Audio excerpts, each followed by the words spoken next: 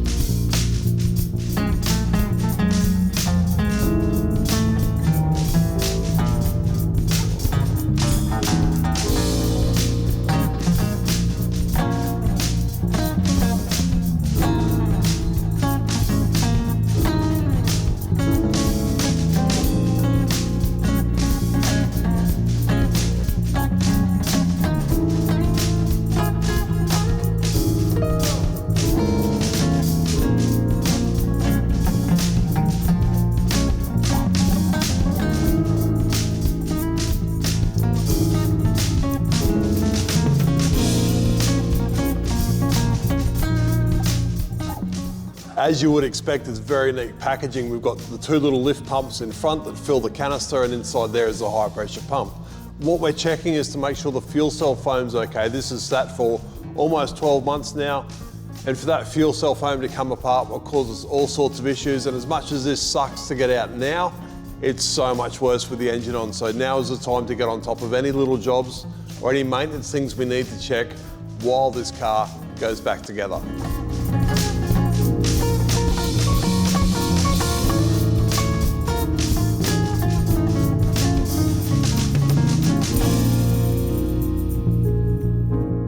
We have had a really good look inside that fuel tank, and it looks sensational. The fuel foam is still good, there's no chalking, it's clean.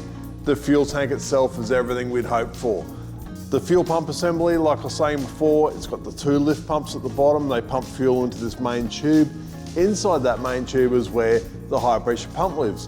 What we've noticed is one of the fuel hoses at the bottom on one of the lift pumps has started to delaminate, and you can be sure if one's starting to go, the rest aren't far behind it. So it only makes sense that while we have this apart, we change all of those fuel hoses. Not only have the fuel hoses been replaced, but we've also replaced all the O-rings we possibly can and thoroughly inspected everything. It's a whole lot easier to get this thing out of the car with the engine off, so now's the time to do this sort of maintenance. We've changed the O-rings on all the fittings up the top, the fuel hoses. This one here is the pickup. When we drain the fuel out of the carb, this is the one that sucks that fuel up. These often crack. You think you're getting all the fuel out of the carb, but you're not, so thoroughly inspected just to make sure everything's okay.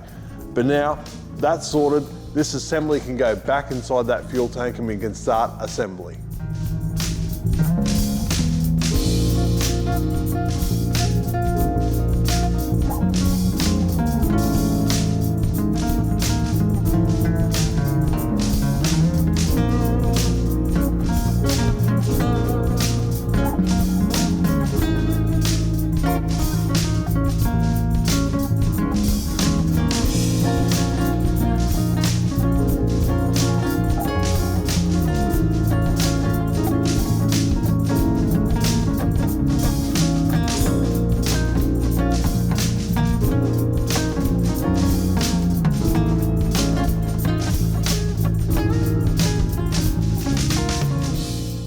You might have noticed as this car came apart that the fuel line dry couplers are actually tethered to the chassis.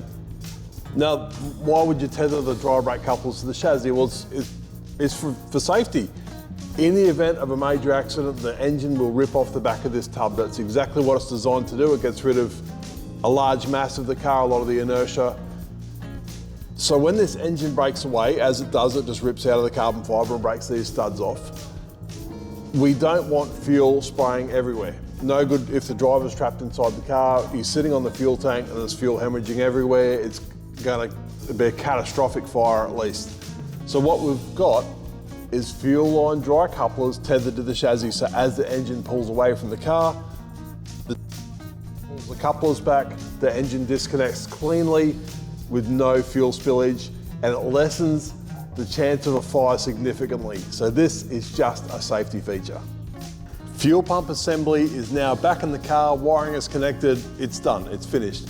So next up, we get the engine on the back of the chassis. Should be quite simple and quite straightforward. It's a pretty simple process. All we have to do is get the engine mounting points to line up with these studs on the back of the tub, put some bolts in, and that should be the engine fitted. This is the engine we're fitting today. It's fresh off the dyno. This is a Mercedes 2-litre engine, which was an option for these cars. For this generation of car, this engine needed to be based on a road car engine, and the Mercedes that this came out of originally had a timing belt, so they've machined all the front of the engine off, put a really cool gear drive on it. The top of the engine is the top engine mount. It's a structural part of the car. This engine now ties the gearbox to the chassis. It needs to be stiff, strong, and we can't have any of the loads from the rear suspension putting any stress on the engine internals itself, and that's why we have these, what appears to be large, bulky mounts, but I can tell you this whole assembly is super light. Dry sump engine, the sump is also a structural part of the car. It's the lower engine mount and ties back to the gearbox. Individual throttle bodies, all the good bits. Now keep in mind this engine uses a 26mm inlet restrictor to reduce the horsepower.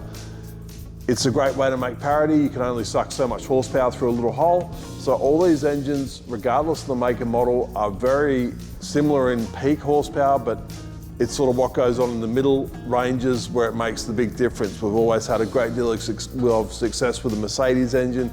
We run them in all our cars, and we will continue to. Now, this fresh off the dyno, like I said, this can now just go straight on the back of the tub. All I should have to do is line up these front mounting holes and the bottom. This cutout here is for the fuel lines and wiring harness, and it should be as simple as that.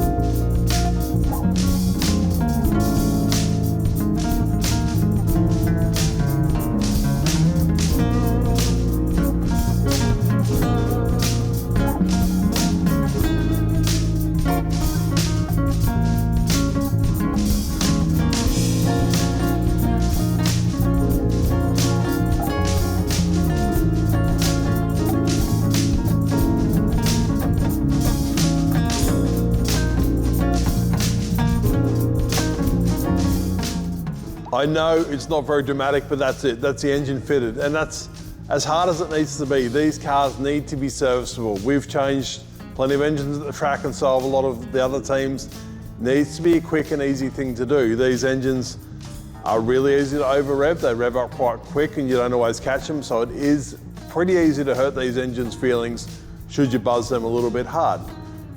Now we can go through, we can tighten up all the mounting bolts, and we can start fitting off some of the hoses. But what I'll probably do is I'll get the engine bolted to the tub, then we'll get the gearbox assembly ready, and we'll put that on the back of the engine as well. We still need to fit the clutch, but then we can get the majority of the components together before we go through and start working on the plumbing.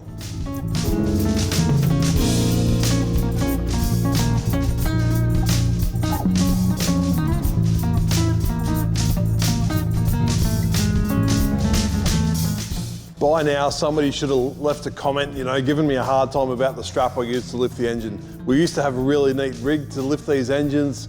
Pretty sure I lent it to somebody and never got it back, so that's what we use now. At the racetrack, you can get two of your best fed pit crew to pick these engines up and slide them on the back of the tub, and same for the gearbox transaxle assembly. Looks quite large and heavy, but it's not. 2-3 people can lift that, no hassle at all, and slide that straight on the back of the engine. But before we get to that point, we need to fit the clutch. This is what the flywheel looks like, super light. Problem with super light is they don't last forever. And this one is actually off this engine, and it is absolutely chock-a-block full of cracks. About the only thing holding this thing together is the starter motor ring gear. This is It's something we check every time, but when we last had this apart, we put a new clutch on this and there was no signs of cracking at all. This has had a clutch failure, this flywheel, and that might have started that cracking process. The clutch that's going in this car, almost brand new. This has only done maybe 2 race meetings in this particular car. Carbon fiber multi-plate clutch, really nice bit of gear, and super small and light. You can see how small it is. Because the engine's so low, we don't have the ground clearance to run a bigger assembly, but smaller and lighter is faster. We'll accelerate quicker, and of course it's the way to go. The carbon plates are really user-friendly. It actually gives quite a nice pedal feel, and you can drive this car away without any chatter or fuss from the clutch. It's almost like a road car. It's so nice, but the carbon plates grab really well until you get them hot, and then it's all bad. But this one, it's been well looked after. Chris has only used it a few times. So we'll get this on that flywheel assembly, and then we can fit the transaxle. Of course, this thing's still got a spigot bearing in the end of the crankshaft, so clean it up and grease it, and it's the perfect use for the KCK Zero Melt grease. We can put grease in there knowing that it's not going to get hot and come out and get into the clutch plates. That's been done. We've got our clutch alignment tool, which is just an old input shaft for the end cut off it, and our clutch assembly, which it's got these white marks on them, numbered, so we know exactly which ways it goes. But that should slip over these studs. Should. Sometimes the studs being so long, we'll get a little bit of a bend in them. We can line that up with our clutch aligning tool, our old input shaft. And now all I need to do is tighten those nuts up.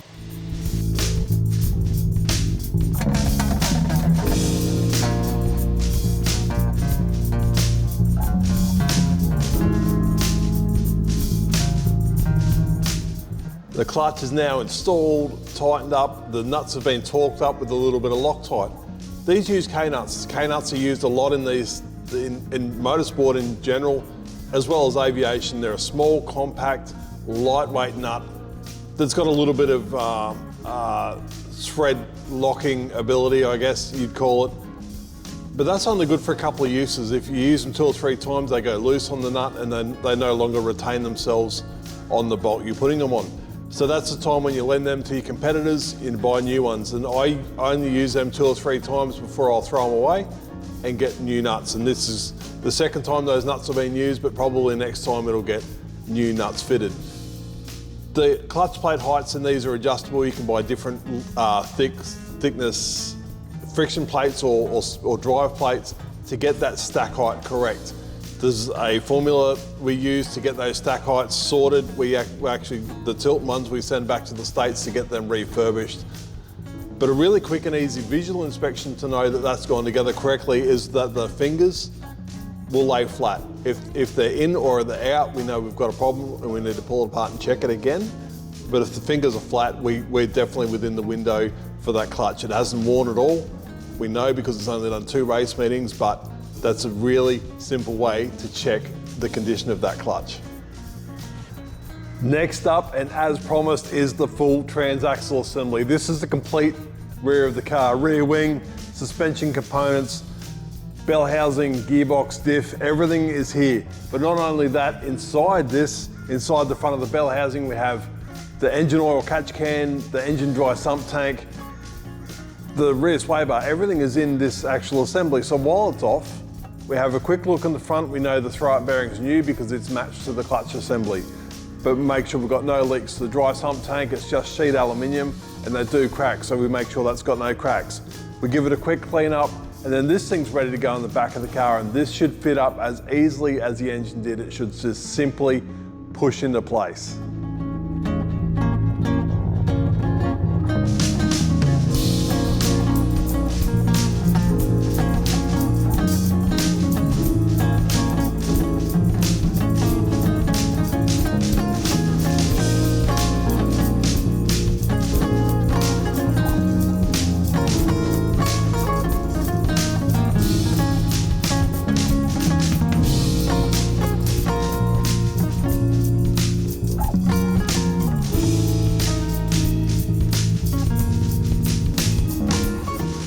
Well, now that we've got all the big, easy pieces fitted to the car, Well, now we can fit absolutely everything else.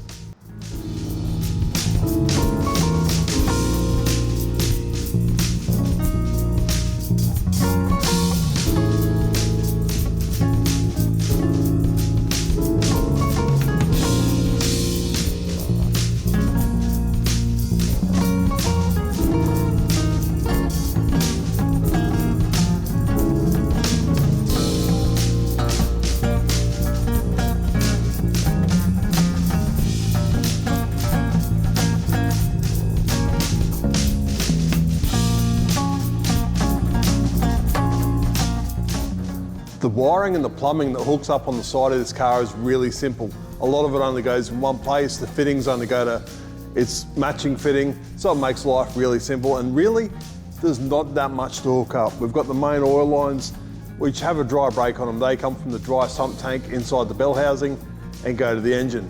Very efficient dry sump system.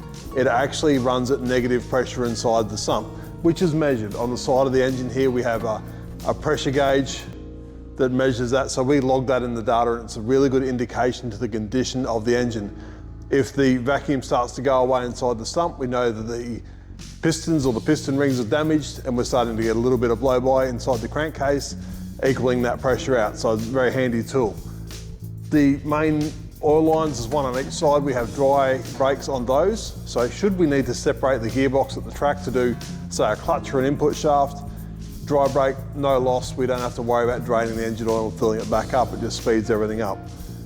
Coolant pipes on this side, same, really straightforward. The wiring's done, throttle cable. Next up on this side, we'll probably put the airbox on. It's got the fuel lines from the fuel regulator and also some electrical fittings, keeping in mind the injectors are inside the airbox, as well as, of course, the air temp sensor. These have an onboard starter motor, which is really, really handy and pretty cool. But they have a really big idler gear on the side of the starter motor to make up the difference between where the flywheel now sits and where the starter motor is mounted. Also really cool, we've got a spare one of these. I don't think we've ever had to change it, but now I've probably jinxed it and it's something we'll need to do. Looking around the workshop, I found you a fuel tank, so I can show you what a fuel tank looks like. This is the fuel tank bladder that sits inside the car. It's about there. That's the aluminium mounting plate that we bolted that fuel pump assembly to that fits down inside. That's how it sits in the car, with the lower part where that fuel pump assembly goes directly down into that pickup area. These are really, really robust. This one here has just gone out of date, that's why it's been changed. But this is sort of something you'd find in a helicopter or a general aircraft. It's near on indestructible, as you would expect, especially when the driver's sitting on it. This is the airbox assembly for this car. It's quite a large unit. It's got the air filter in it. It's got the inlet restrictor in the front. It goes in a cone into a long venturi with the air filter on the end that pushes up against the end of that. Also inside there is the injectors, fuel rail, fuel in, fuel return, air temp sensor, and all the wiring harness that goes along with it. These have to seal perfectly against the inlet tube, keeping in mind we do get vacuum tested to make sure we do not have any air leaks that are bypassing the inlet restrictor.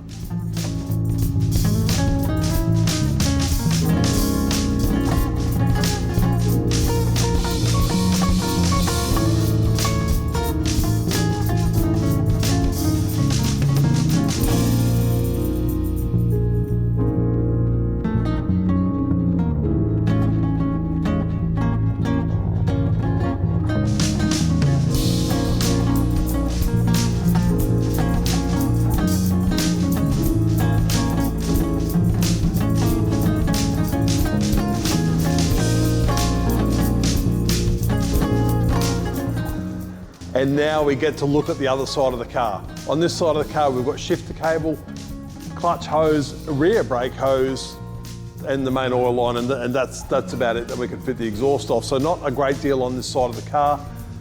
Clutch and brake line are the same sort of hose, but they're step lengths, so we can't hook them up backwards. So in the Panic at the racetrack, you can't mix it up. It makes it really easy. On the newer car, we've got dry brakes on the clutch and brake hose to make life a little bit easier. On this one, we don't, so we're gonna have to bleed it once we've got them hooked up. Once we've got them hooked up, it'll probably be time to put the lower floor on. Then we can put the oil cooler on the other side, then we can fit the exhaust, and it's got something to mount to It's just not gonna hang there under its own weight. So I'm gonna get into these hoses and then we'll look at getting that floor on. The plumbing of the dry sump system in this car is really simple. It's just the 2 hoses for the dry sump tank. How do we know which one's which? This side is in the middle of the bell housing and the other side is in the bottom of the bell housing. So the other side is the feed to the pump and this one is the return. Pump and everything, the complete assembly is inside the engine. There's a manifold in the sump itself that directs the scavenge side and the pressure side and all that sort of stuff. So all we have is 2 beautifully machined bungs that we put in these engines when we transport them. When we come back, pull them bungs out and put the hose straight on, and it is as simple as that. The hose is steel with a couple of O-rings and are locked in with a couple of bolts. And when I pulled the other side bung out, some top quality KCK lubricant came out of it, really clean, because all this engine has done is a little bit of dyno time. The run-in procedure on these engines is very critical. It's a short engine life and we need this thing peak performance as soon as it hits the track. We don't want to have to do a certain amount of laps for it to come good. We want this thing perfect when it rolls out of the pits.